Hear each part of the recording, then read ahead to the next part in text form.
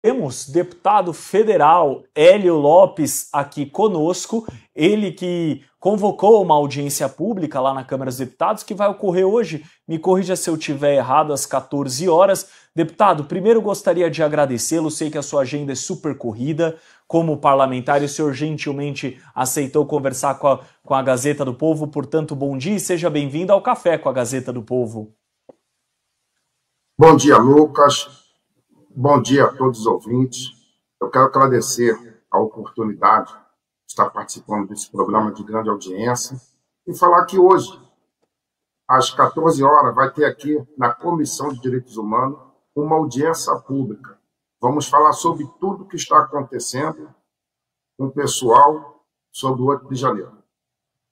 Boa, deputado. Quero perguntar para o senhor também toda essa questão, como está esse trâmite, etc. Nós temos aqui a nossa garrafa, viu, deputado? Ó, Café com a Gazeta do Povo. Quando começou, a gente falou, a gente vai servir café para os convidados. O preço disparou nesse desgoverno, agora no máximo é água, viu, deputado? Só para o senhor saber. Mas, deputado, queria saber do senhor o seguinte, PL da anistia. Nós trazemos aqui, amanhã, o programa completa 2 meses no ar, e nós estamos no exercício sempre de trazer aqui as vozes do 8 de janeiro, familiares de pessoas que estão presas, né, parentes, etc. Como é que está essa situação? Alguns que já foram soltos, mas estão com tornozeleira, seguem respondendo esse processo e tudo mais. Todas elas parecem já ter perdido as esperanças no STF, no Poder Judiciário, e se apoiam no PL da anistia para ter um sopro de esperança. E para nós aqui parece que o Hugo Motta sentou em cima do tema e não avança, embora Sóstenes, líder do partido do senhor, tenha dito a 4 cantos que já tem os votos, tanto da urgência quanto para aprovar. Conta pra gente, deputado, como é que tá isso? Vai avançar, não vai? O Hugo Motta sentou mesmo em cima da pauta? Primeiro, poder aqui falar que a audiência de hoje, que vai ter às 14 horas, essa audiência, é justamente para trazer à tona todo o ocorrido. Filho que está sendo afastado de pai, de mãe, pessoas que não estão tendo a ampla defesa contraditória, advogados proibidos de ter acesso a provas. Então, eu espero que, a partir dessa audiência pública de hoje, eu pretendo fazer um relatório, dar o Sóstenes, para que ele apresente a Hugo Motta, porque quem está preso está na agonia só, ainda mais preso injustamente. O Hugo Motta ele tem reunido com os líderes, o Sóstenes correu atrás das assinaturas, o problema no início eram as assinaturas. Conseguimos assinaturas, então é para colocar em pauta.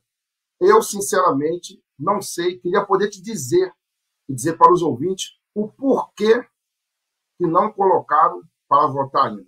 E se colocar, na minha opinião, vai ser aprovado aqui na Câmara e vai ser aprovado lá no STF. Porque isso aí não é questão de só justiça. Isso é uma causa humanitária.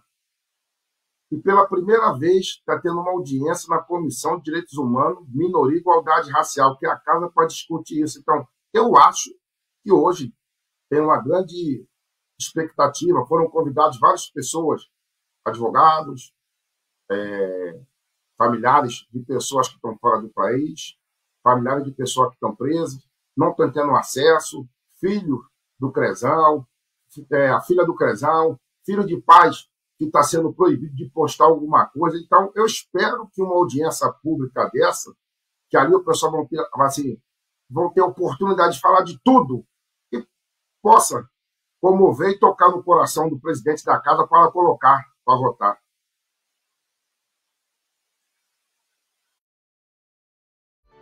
Precisa de um domínio, mas não sabe como criar um site? Deixe que a inteligência... E a gente percebe que tem pessoas com problemas sérios lá que não estão tendo a devida atenção da justiça. Vou rodar aqui, deputado, para todo mundo fazer uma pergunta para o senhor. Vai lá, Flávio. Deputado, queria fazer, na verdade, várias perguntas. Eu sempre quis conversar com o senhor a respeito do caso Felipe Martins, por exemplo, mas tenho que falar agora deste caso do PL da anistia. quando a gente fala de más notícias da Câmara dos Deputados, o nome Hugo Motta aparece por mágica sempre, né? Eu queria saber, o senhor está falando sobre uma espécie de sensibilização, né? Um apelo emocional à injustiça que está acontecendo. Eu, honestamente, sou bastante pessimista em relação a tentar sensibilizar algum político, ainda mais do Centrão. Eu acho que eles são completamente imunes, imporosos a qualquer possibilidade de você observar uma injustiça gravíssima, na realidade, inclusive envolvendo mortes.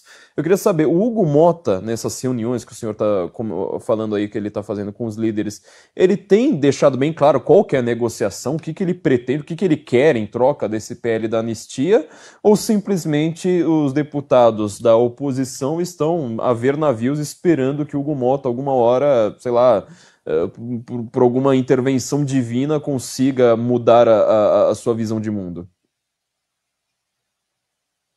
Primeiramente, é uma honra falar com você, é um comunicador que eu admiro pelo seu posicionamento, e dizer que a parte de sensibilizar, porque, olha só, dentro das possibilidades do parlamentar, fomos para o aeroporto, eu e o sócio Cavalcante, colhemos assinaturas, dentro da possibilidade já fizemos tudo, e é discricionário do presidente da casa ele colocar para votar ou não.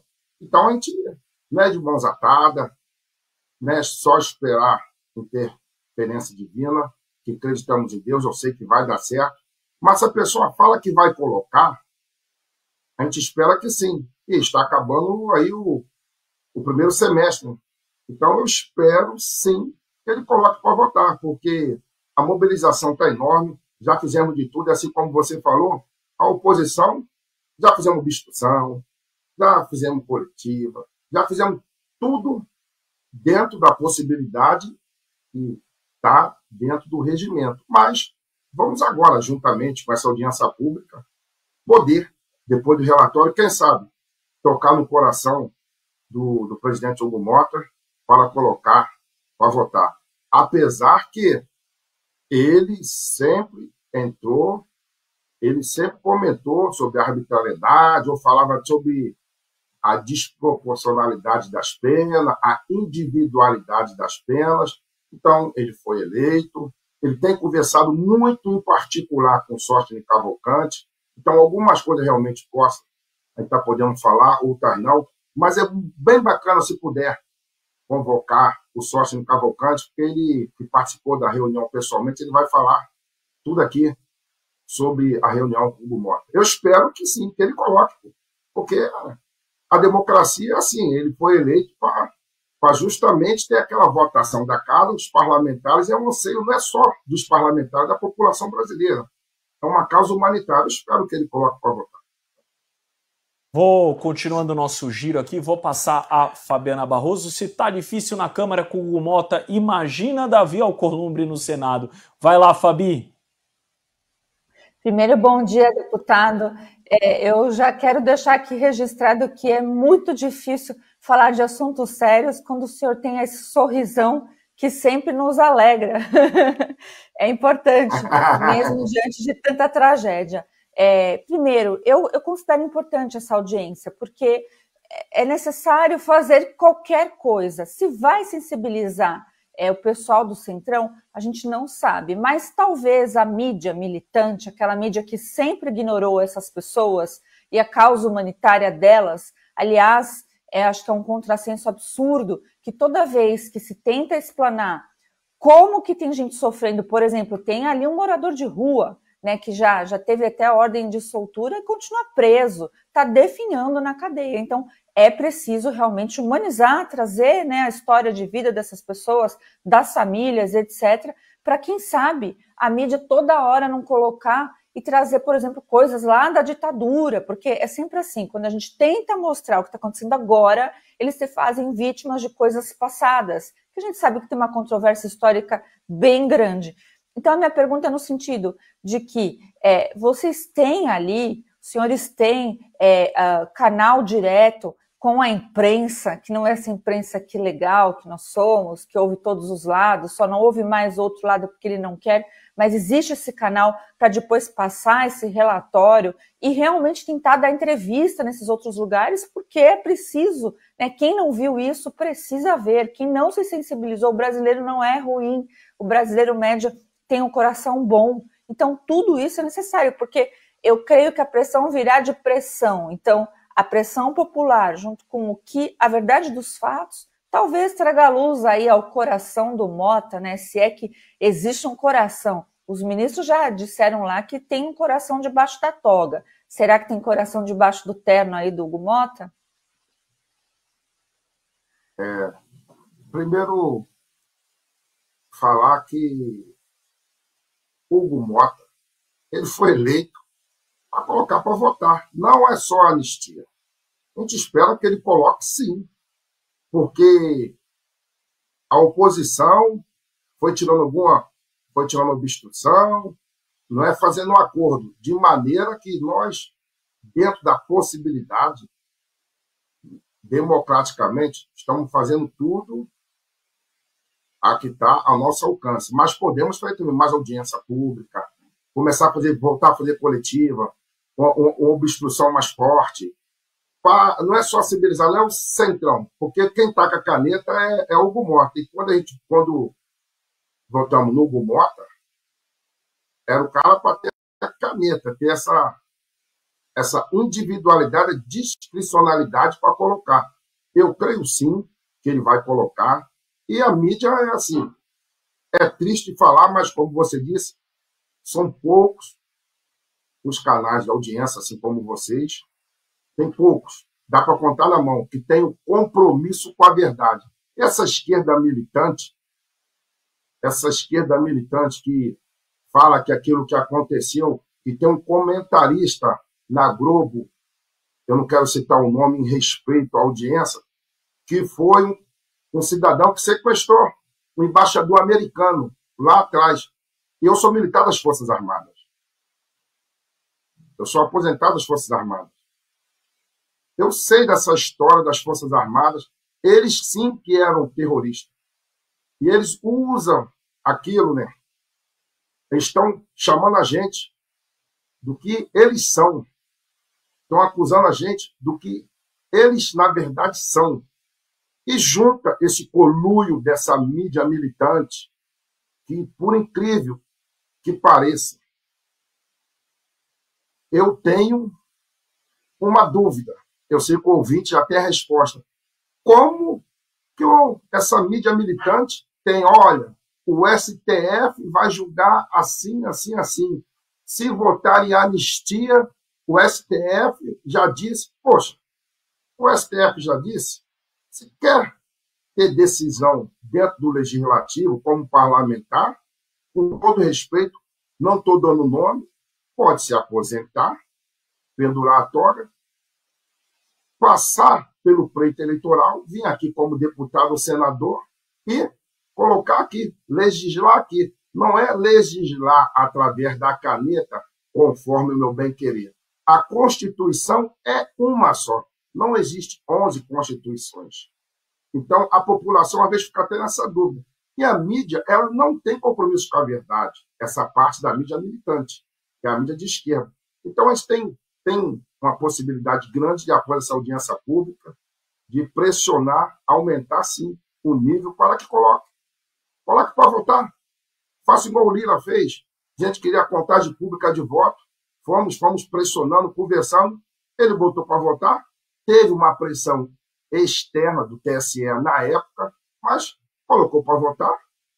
Perdemos a votação. Então, coloque para votar anistia. Só que, por que não está em pauta, não está aposta para colocar para ser votada? Porque eu creio, sim, que vai ser votada e vai ser aprovada, porque a gente tem um presidente do PP, o Ciro Nogueira. Ele falou, não, o partido vai votar. Nós temos o PL, nós temos vários partidos e temos assinatura. Aí eu também tenho essa dúvida. Por que não coloca para votar? Tem que colocar. Se tiver que perder, temos que perder no voto, não perder por interferência externa. Bom, deputado, agora vamos, mas fique tranquilo, o senhor não vai pagar nada. Faremos uma ponte aérea capital paulista, capital paranaense, porque Guilherme Oliveira tem uma pergunta também. Vai lá, Gui. Grande deputado Hélio Lopes, prazer falar com o senhor, sempre essa simpatia. Seja muito bem-vindo ao Café com a Gazeta do Povo. O deputado, tenho questioná-lo também, estamos aí no assunto anistia especialmente, mas a gente sabe muito bem que esse governo tem feito absurdos, barbaridades com os aposentados. Temos toda essa questão do INSS e eu sei que vocês têm pressionado muito para que saia uma CPI do INSS. Gostaria de saber do senhor como é que está essa pauta dentro da Câmara, essa pressão também a Hugo Motta para que se investigue. Afinal, o governo sai colocando a culpa em outros governos que passaram, mas a verdade é que desde 2023 eles estavam sabendo de tudo e deixaram a onda correr e o barco andar, né, meu amigo Hélio Lopes? Eu sei, assim, como ouvinte, eu também, como parlamentar, quando a gente vê a fraude no INSS, também da esquerda a gente pode esperar tudo, né? E não é novidade uma fraude, ainda mais com os aposentados. Está no histórico corrupção do PT. Agora, o que deixa espantado muita gente? Não teve uma pessoa presa com essa fraude enorme que a esquerda, sabendo, a esquerda poderia ter tomado atitude. Não vi um ministro do STF ou um delegado que fosse da Polícia Federal que o STF mandasse o PGR, aquele grupo todo unido para ter uma prisão. Comprovaram as fraudes, tem nome, sabe quais são as pessoas. Está na mídia que o irmão do Lula está envolvido, está na mídia, não sou eu que falo, está na mídia, eu não quero dar nome, mas a gente não vê uma pessoa presa. Eu deixo aqui para a reflexão de todos os ouvintes. Será que uma fraude de corrupção de bilhões dos velhinhos é menos grave do que um batom numa estátua que a Débora escreveu, perdeu uma neta, pegou 14 anos?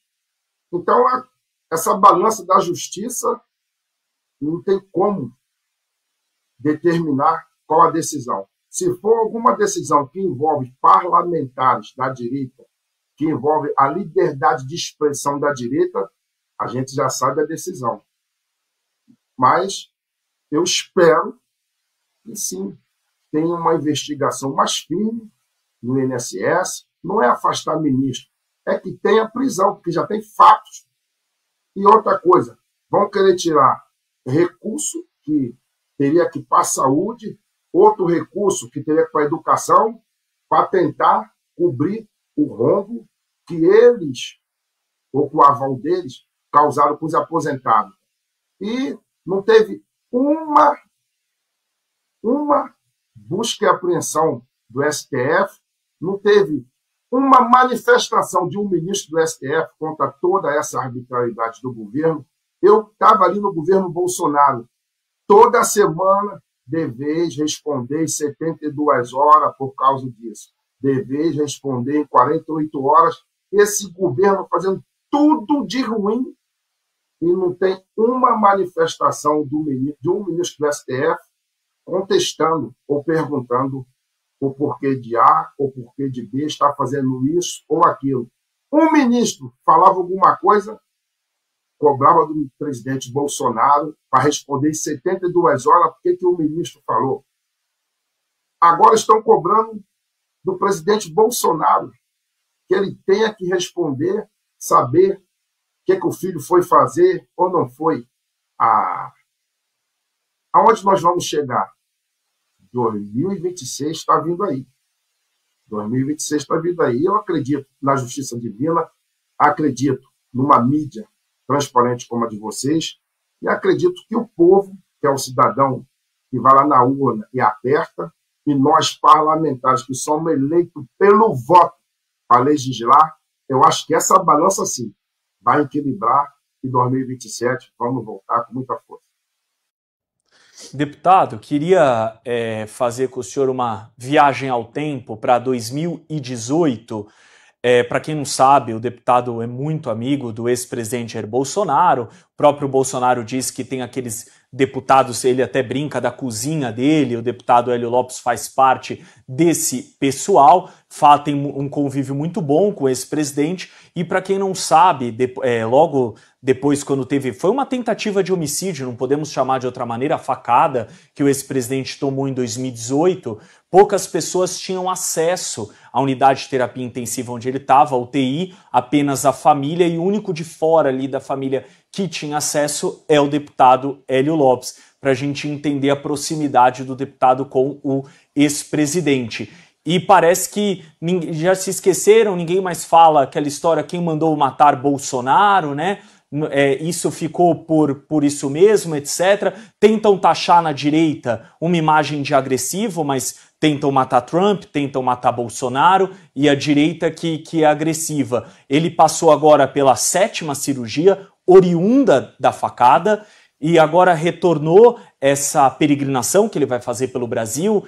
Amanhã estará em Fortaleza para essa questão do PL da anistia. Queria que o senhor contasse um pouquinho como foi esse momento que o senhor viveu ao lado da família lá em 2018 e se ele de fato vai voltar agora, mesmo com algumas limitações de saúde, a rodar o Brasil.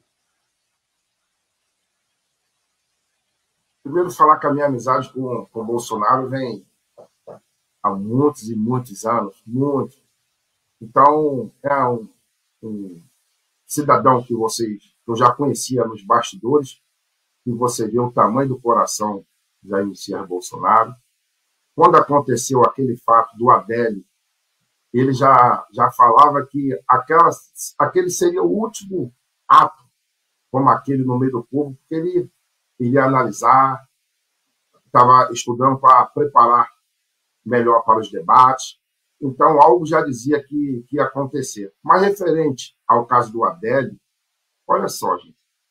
Quando o Adélio, vamos para a linha do tempo, como você disse, quando aconteceu aquele ato da facada, eu estava fazendo campanha na Baixada Fluminense. Nós fomos para lá. O meu telefone tocava, tocando, vi várias chamadas, e quando vi o noticiário que o Jair Bolsonaro falava assim, tiro, falava que tinha sido agredido. Aí, quando eu liguei para o Max, ele falou que realmente aconteceu a facada, eu viajei e cheguei lá. Mas, na linha do tempo, foi uma surpresa. Na época, já comentava o ministro da Justiça, uns 3 dias, 2 dias, já falava que ele era um lobo solitário. O advogado, quando pegou o relatório, foi vendo, chegou à conclusão que Adélio era um lobo solitário. Pô, é muita coincidência. A palavra lobo solitário ela não é uma palavra comum de usar quando acontece um ato desse. Aí foi passando o tempo. Não, que ele é lobo solitário, disseram que ele é doido. Pergunta que não quer calar. Como os advogados, através de telepatia, como que, através, não sei de quê, como que os advogados chegaram lá para defender? Advogados esse que é blindado. O governo Bolsonaro chegou, era blindado. Não podia perguntar nada aos advogados, não podia investigar aqui como é que foi, que teve aqui na casa uma tentativa de entrada do Adélio na proximidade do horário o fato ocorrido, com a tentativa de homicídio que aconteceu em Juiz de Fora. Ele não pôde investigar como que o Adélio tinha aquele cartão, quem pagava, não pôde investigar a linha telefônica, fazer o GPS, não pôde investigar nada do Adélio. Pegaram uma facada que não deu certo, embrulharam tudo isso e colocaram o Adélio como maluco. Que maluco é esse que esperou o momento certo para dar uma facada? Não foi uma facada qualquer. Foi uma facada que diz os especialistas, quando foram fazer ali a cirurgia, que perto da mesenteira quase tirou a vida do Bolsonaro. Não foi uma facada qualquer, tentar dar uma facada. Com certeza, que doido é esse que treinou para dar uma facada? E deu uma facada daquele jeito. Que doido é esse que as pessoas que tiveram acesso a ele, você não pode investigar, e disseram que teve até morte. E a gente não tem acesso a esse relatório. Agora, o que assusta? Que o delegado que estava envolvido no caso, ele teve uma nomeação no governo Lula. Então, são muitas perguntas que não têm resposta. E ele foi do PSOL, do partido de esquerda. Então, a mídia, essa mídia militante, não é igual vocês, cobre todos esses fatos que o presidente Bolsonaro, como presidente, como é que você, como cidadão comum, não precisa ser presidente, você tem o direito, sim, de saber quem tentou te matar. Qual é a investigação? Aí uma investigação demora para vir para a sociedade, como relatório que o Adélio agiu só. O Adélio é um lobo solitário. Então, eu creio que o que aconteceu com o Trump nos Estados Unidos, como você fez essa comparação bem bacana, de botar na linha do tempo o que aconteceu com lá, aconteceu com o outro aqui, e lá ele foi reeleito. Eu acredito que o Bolsonaro aqui vai ser reeleito. E nós não queremos fazer vingança. É que a justiça ela seja feita. E a verdade vem aparecer também. Deputado, às vezes eu me questiono se fosse no espectro político contrário, o candidato Lula tomando uma facada com um militante do PL. Nossa, uma altura dessa, Bolsonaro já estava trancado na maior masmorra aí e tinham jogado a chave fora. Deputado, sei que a sua agenda é corrida, queria agradecer. Nunca tinha conversado com o senhor assim, mas todo mundo sempre falou que o senhor era um show de simpatia, acabo de comprovar isso. Deixar também um abraço apertado a Joana, sua assessora, que mobilizou tudo isso. Agradecer o senhor, deputado federal Hélio Lopes, popularmente conhecido como Hélio Negão, né? Tá aí, mas o importante é que não é o Negão do Zap, esse é o original. Deputado, obrigado, seja sempre muito bem-vindo ao Café com a Gazeta do Povo. Um abraço, eu que agradeço a todos e deixar aqui aberto aqui para poder, um dia com calma, esse programa, falar sobre Felipe G. Martins. Vai ser uma honra falar sobre a injustiça que está acontecendo com ele. Vamos combinar, fica com Deus, deputado, obrigado. Bom, e agora nós vamos ao nosso quadro Giro Brasil. Antes de colocar Eric Mafra na tela, temos a nossa super vinheta.